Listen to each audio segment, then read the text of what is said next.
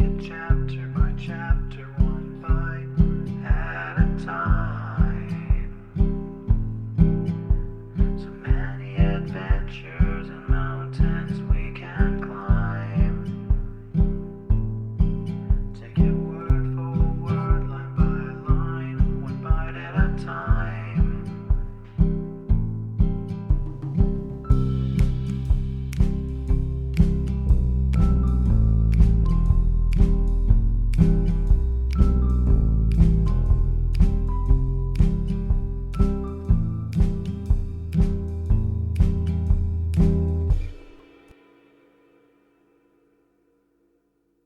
Welcome to Bite at a Time Books, where we read you your favorite classics one bite at a time. My name is Bree Carlile, and I love to read, and wanted to share my passion with listeners like you.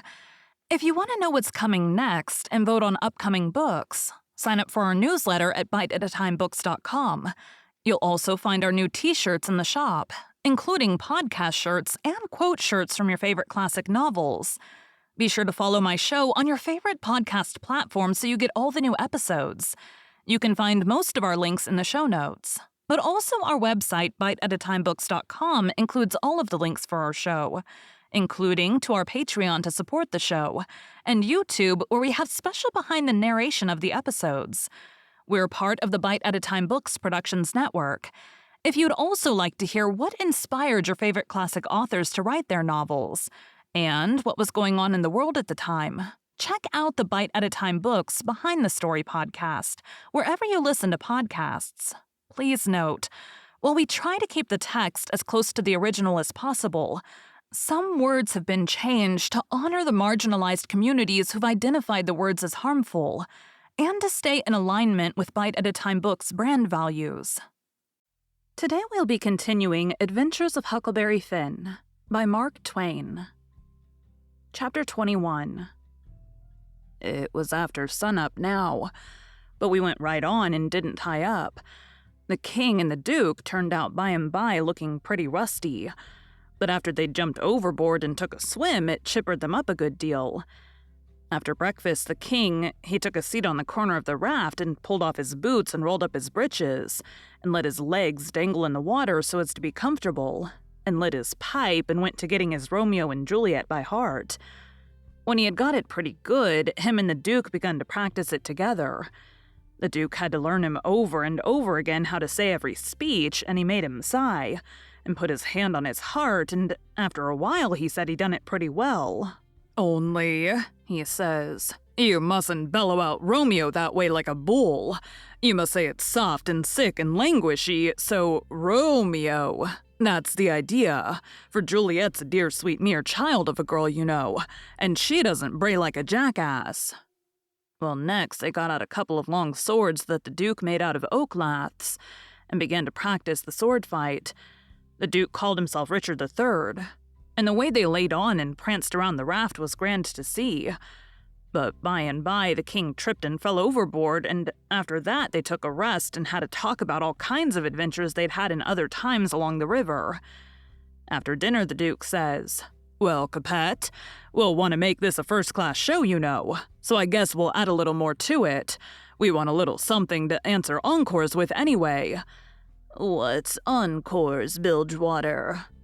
The Duke told him, and then says, "I'll answer by doing the Highland Fling or the Sailor's Hornpipe, and you—" "Well, let me see. Oh, I've got it. You can do Hamlet's soliloquy." "Hamlet's which?" "Hamlet's soliloquy. You know, the most celebrated thing in Shakespeare. It's sublime. Sublime. Always fetches the house. I haven't got it in the book, I've only got one volume, but I reckon I can piece it out from memory. I'll just walk up and down a minute and see if I can call it back from recollection's vaults." So he went marching up and down, thinking and frowning horrible every now and then. Then he would hoist up his eyebrows. Next, he would squeeze his hand on his forehead and stagger back and kind of moan. Next he would sigh, and next he'd let on to drop a tear. It was beautiful to see him. By and by he got it. He told us to give attention. Then he strikes a most noble attitude with one leg shoved forwards and his arms stretched away up and his head tilted back looking up at the sky. And then he begins to rip and rave and grit his teeth. And after that, all through his speech, he howled and spread around and swelled up his chest and just knocked the spots out of any acting ever I see before. This is the speech. I learned it easy enough while he was learning it to the king. To be or not to be. That is the bear bodkin. That makes calamity of so long life. For who would fardels bear till Burnham wood do come to done his snain, but that the fear of something after death murders the innocent sleep, great nature's second course, and makes us rather sling the arrows of outrageous fortune than to fly to others that we know not of. There's the respect must give us pause. Wake Duncan with thy knocking, I would thou couldst, for who would bear the whips and scorns of time, the oppressor's wrong, the proud man's contumely, the law's delay and the quietus which he pangs might take, in the dead waste and middle of the night when churchyards yawn in customary suits of solemn black, but that the undiscovered country from whose bourne no traveller returns, breathes forth contagion on the world, and thus the native hue of resolution, like the poor cat in the adage, is sicklied o'er with care, and all the clouds that lowered o'er our housetops with this regard their currents turn awry, and lose the name of action. 'Tis a consummation devoutly to be wished, but soft you the fair Ophelia, ope not thy ponderous and marble jaws, but get thee to a nunnery go. Well, the old man, he liked that speech, and he mighty soon got it so he could do it first rate. It seemed like he was just born for it, and when he had his hand in, he was excited. It was perfectly lovely the way he would rip and tear and rear up behind when he was getting it off. The first chance we got, the Duke had some showbills printed, and after that, for 2 or 3 days as we floated along, the raft was a most uncommon lively place, for there weren't nothing but sword fighting and rehearsing, as the Duke called it, going on all the time. One morning, when we was pretty well down the state of Arkansas, we come inside of a little one-horse town in a big bend. So we tied up about 3/4 of a mile above it, in the mouth of a crick which was shut in like a tunnel by the cypress trees. And all of us but Jim took the canoe and went down there to see if there was any chance in that place for our show. We struck it mighty lucky. There was going to be a circus there that afternoon, and the country people was already beginning to come in all kinds of old shackly wagons and on horses. The circus would leave before night, so our show would have a pretty good chance. The Duke, he hired the courthouse, and we went around and stuck up our bills. They read like this: Shakespearean Revival, wonderful attraction for one night only. The world-renowned tragedians, David Garrick the Younger of Drury Lane Theatre, London, and Edmund Kean the Elder of the Royal Haymarket Theatre, Whitechapel, Pudding Lane, Piccadilly, London, and the Royal Continental Theatres in their sublime Shakespearean spectacle entitled The Balcony Scene in Romeo and Juliet. Romeo, Mr. Garrick; Juliet, Mr. Kean. Assisted by the whole strength of the company, new costumes, new scenery, new appointments. Also the thrilling, masterly, and blood-curdling broadsword conflict in Richard III. Richard III, Mr. Garrick. Richmond, Mr. Kean. Also, by special request, Hamlet's immortal soliloquy by the illustrious Kean, done by him 300 consecutive nights in Paris, for one night only on account of imperative European engagements. Admission, 25 cents. Children and servants, 10 cents. Then we went loafing around the town. The stores and houses was most all old shackly dried-up frame concerns that hadn't ever been painted. They was set up 3 or 4 foot above ground on stilts, so as to be out of reach of the water when the river was overflowed. The houses had little gardens around them, but they didn't seem to raise hardly anything in them but jimson weeds and sunflowers and ash piles and old curled-up boots and shoes and pieces of bottles and rags and played-out tinware. The fences was made of different kinds of boards nailed on at different times, and they leaned every which way and had gates that didn't generally have but one hinge, a leather one. Some of the fences had been whitewashed, some time or another, but the Duke said it was in Columbus's time like enough. There was generally hogs in the garden and people driving them out. All the stores was along one street. They had white domestic awnings in front, and the country people hitched their horses to the awning posts. There was empty dry goods boxes under the awnings and loafers roosting on them all day long, whittling them with their barlow knives, and chawing tobacco and gapping and yawning and stretching. A mighty ornery lot. They generally had on yellow straw hats most as wide as an umbrella, but didn't wear no coats nor waistcoats. They called one another Bill and Buck and Hank and Joe and Andy and talked lazy and drawly and used considerable many cuss words. There was as many as one loafer leaning up against every awning post, and he most always had his hands in his breeches pockets, except when he fetched them out to lend a chaw or tobacco or scratch. What a body was hearing amongst them all the time was, "Gimme a chaw tobacco, Hank. Can't, I ain't got but one chaw left, ask Bill." Maybe Bill, he gives him a chaw. Maybe he lies and says he ain't got none. Some of them kinds of loafers never has a cent in the world, nor a chaw of tobacco of his own. They get all their chawing by borrowing. They say to a fellow, "I wished you'd lend me a chaw, Jack. I just this minute give Ben Thompson the last chaw I had," which is a lie pretty much every time. It don't fool nobody but a stranger. But Jack ain't no stranger, so he says, "You give him a chaw, did you? So did your sister's cat's grandmother.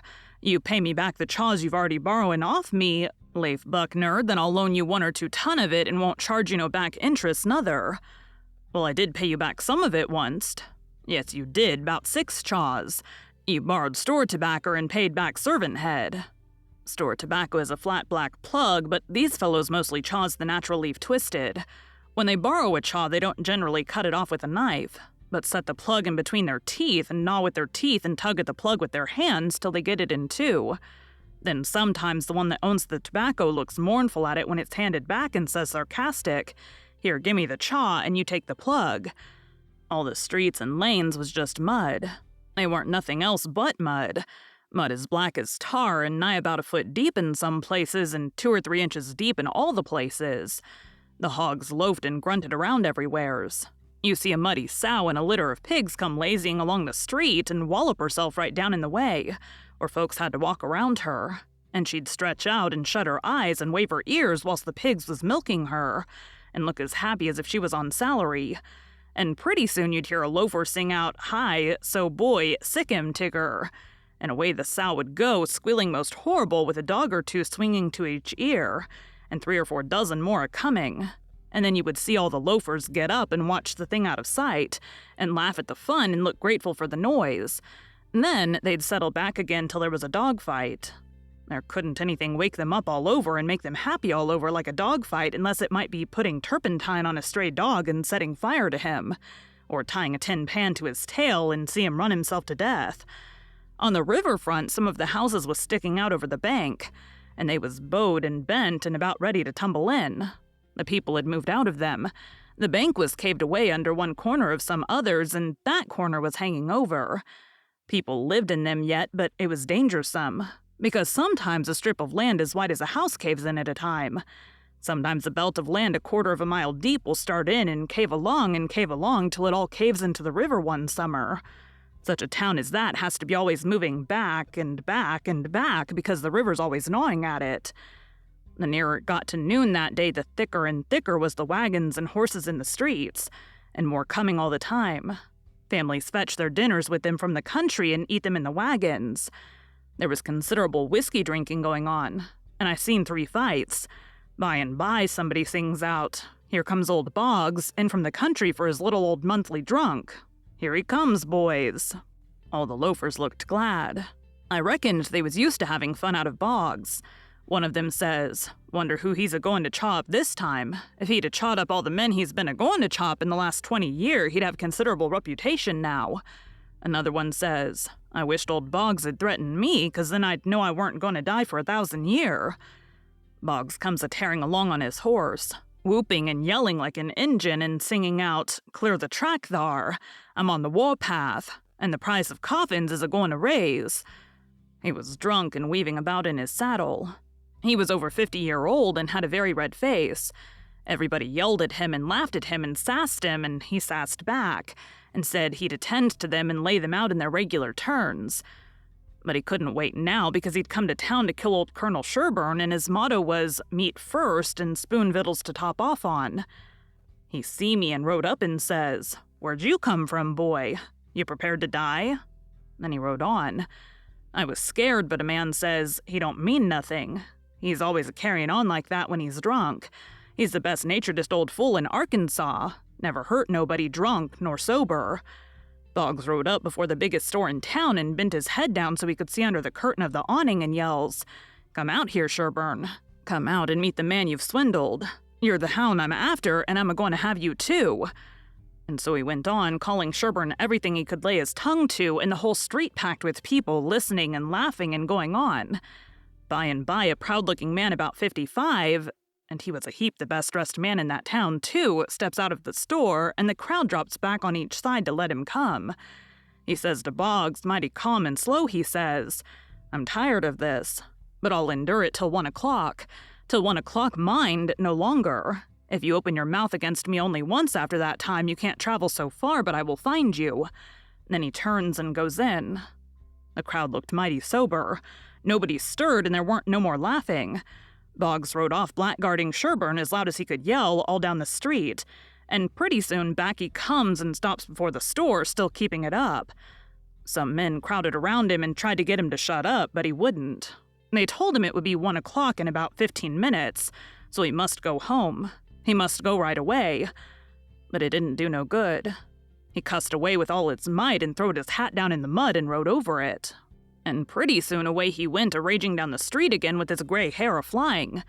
Everybody that could get a chance at him tried their best to coax him off of his horse so they could lock him up and get him sober. But it weren't no use. Up the street he would tear again and give Sherburne another cussing.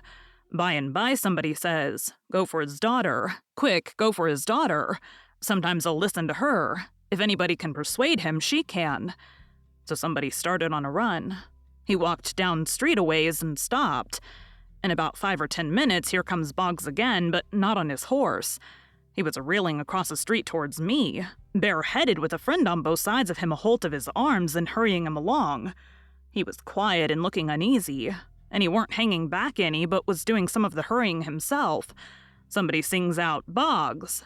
I looked over there to see who said it, and it was that Colonel Sherburne. He was standing perfectly still in the street and had a pistol raised in his right hand. Not aiming it, but holding it out with the barrel tilted up towards the sky. The same second, I see a young girl coming on the run and 2 men with her. Boggs and the men turned round to see who called him, and when they see the pistol, the men jumped to one side, and the pistol barrel come down slow and steady to a level, both barrels cocked. Boggs throws up both of his hands and says, "Oh Lord, don't shoot." Bang goes the first shot, and he staggers back, clawing at the air. Bang goes the second one, and he tumbles backwards onto the ground, heavy and solid with his arms spread out. That young girl screamed out and comes rushing, and down she throws herself on her father, crying and saying, "Oh, he's killed him, he's killed him." The crowd closed up around them and shouldered and jammed one another, with their necks stretched, trying to see, and people on the inside trying to shove them back and shouting, "Back, back, give him air, give him air." Colonel Sherburne, he tossed his pistol onto the ground and turned around on his heels and walked off. They took Boggs to a little drugstore, the crowd pressing around just the same, and the whole town following, and I rushed and got a good place at the window where I was close to him and could see in. They laid him on the floor and put one large Bible under his head and opened another one and spread it on his breast. But they tore open his shirt first, and I seen where one of the bullets went in.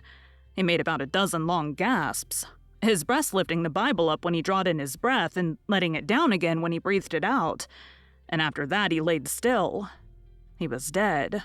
And then they pulled his daughter away from him, screaming and crying, and took her off. She was about 16, and very sweet and gentle looking, but awful pale and scared. Well, pretty soon the whole town was there, squirming and scrounging and pushing and shoving to get at the window and have a look. But people that had the places wouldn't give them up, and folks behind them was saying all the time, "Say now you've looked enough, you fellows.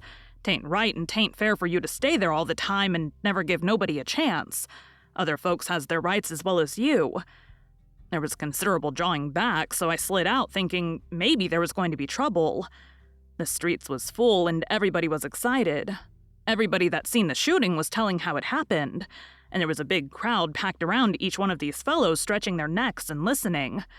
One long, lanky man with long hair and a big white fur stovepipe hat on the back of his head and a crooked-handled cane marked out the places on the ground where Boggs stood and where Sherburne stood, and the people following him around from one place to the other and watching everything he'd done, and bobbing their heads to show they understood, and stooping a little and resting their hands on their thighs to watch him mark the places on the ground with his cane.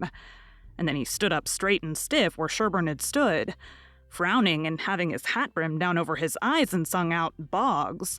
and then fetched his cane down slow to a level and says, bang, staggered backwards, says, bang again, and fell down flat on his back.